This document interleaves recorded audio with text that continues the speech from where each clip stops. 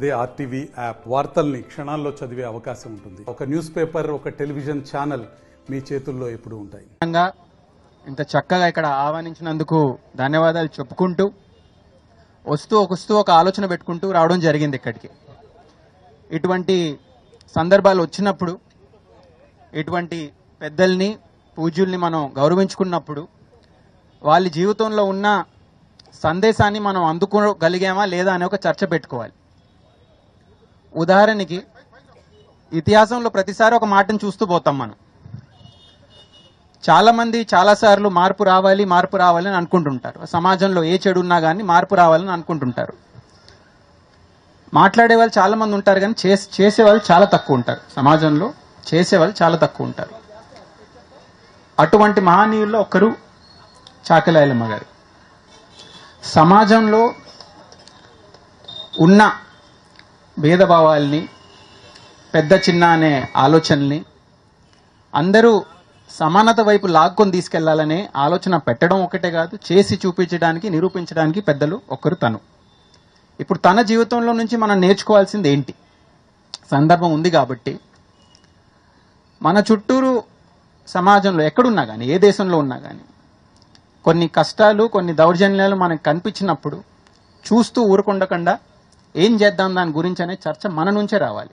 ప్రతిసారి పైనుంచే ఒకరు వచ్చి మనల్ని కాపాడతారనేది కాదండి. సామాన్యులు కూడా అసామాన్యమైన, అంటే అసాధారణమైన పనులు కూడా చేసి చూపిస్తారనేది నిరూపించింది తను.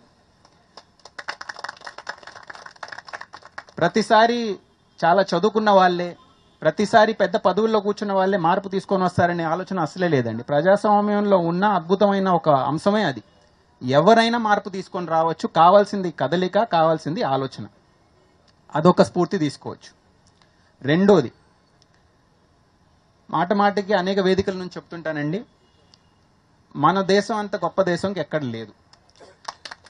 దాంట్లో కూడా పుట్టి పెరిగింది ఇక్కడే కాబట్టి తెలంగాణ రాష్ట్రం గురించి కూడా అటువంటి ఆలోచనే పెట్టడం జరుగుతుంది. అయినా కానీ అందరినీ సమానంగా చూసే దేశం మనది అసలే కాదు.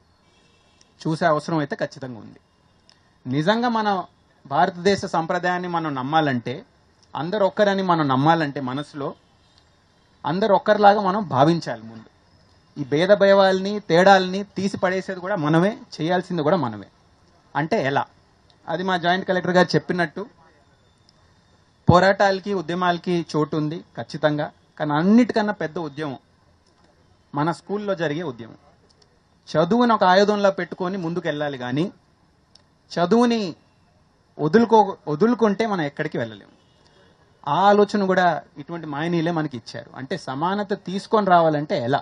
ఇప్పుడు మనకి తరతరాలుగా అందేది ఒక ఆయుధం, చదువు. ప్రత్యేకంగా మహిళలకండి.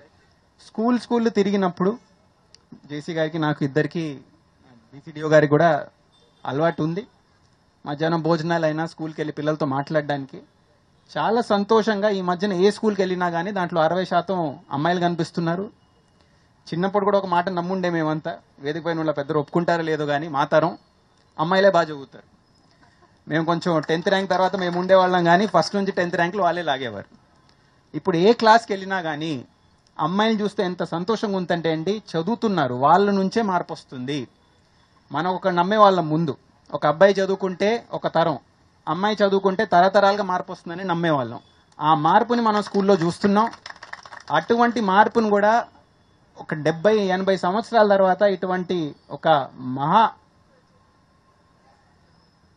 మనిషిని మనం ఇప్పుడు నమ్ముతున్నామంటే, ఒక మహిళని మనం నమ్ముతున్నామంటే అటువంటి మార్పు కూడా తను తీసుకొని వచ్చి చూపించిందే. సో అటువంటి వారిపై మన స్కూల్లో ఉన్న అమ్మాయిలు కూడా ఖచ్చితంగా తీసుకొని వస్తారనే నమ్మకంతో ఈ అవకాశం ఇచ్చిన మీ పెద్దలందరికీ, సభలో ఉన్న పెద్దలందరికీ ధన్యవాదాలు అండి. థ్యాంక్ యూ సార్, మీ యొక్క అమూల్యమైనటువంటి సందేశాన్ని ఇచ్చారు. మరిన్ని వీడియోస్ కోసం ఛానల్ ని సబ్స్క్రైబ్ చేయండి. లేటెస్ట్ అప్డేట్స్ కోసం వాట్సాప్ ఛానల్ ని ఫాలో చేయండి. అండ్ లింక్ డిస్క్రిప్షన్ లో ఉంది.